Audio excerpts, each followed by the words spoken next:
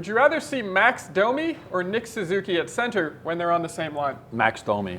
Had a conversation with Max Domi after they put him back in center, and he just didn't feel comfortable on the wing at all. Even though he played wing before he came to the Canadiens, he spent the whole year at center. He thrived at center. He uses his speed better through the middle. He has the option of passing backhand, forehand. He's just much more comfortable there.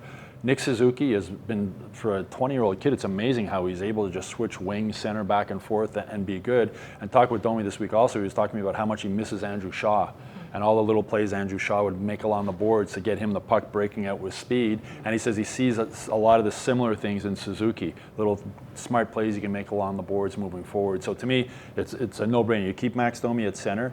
Suzuki grew up in London, watching the London Knights play, and Max Domi was one of his heroes. He watched Max Domi play with the London Knights. So now imagine that, you're a kid, now you're playing on a line with him. Like, you'll play anywhere this guy asks you to play. So you keep Domi at center, that he's shown he's effective there. Suzuki on the wing, and you leave them together for a while. And I think Lankinen on that line is a good third addition because he's a guy who does all the dirty work and wins puck battles. So I think Julien's got to leave those guys together for a while and just leave Max Domi at center. I agree that Max Domi has been working at center.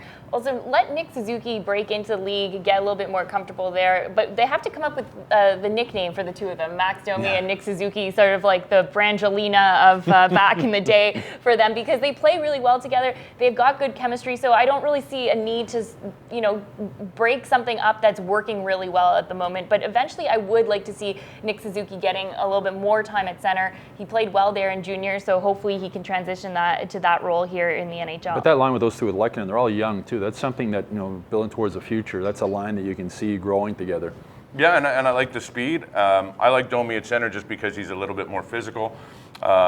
He's a Gallagher type. He's not afraid to get in front of the net, take a couple of slashes, give a couple of slashes if need be, and he can show that he can finish. I've been a Domi fan since the World Juniors, so whatever's going to make that man happy and make him produce, then I say do it, and I think that's the center position. Well, Domi's described them as sort of hybrid centers now, which is sort of the way the game's played now. You're not necessarily only a center. Like, these guys can switch up in the defensive zone depending who's the first guy back, and they can rotate back and forth. So they're both centers on the line, but Domi's much more comfortable as the center.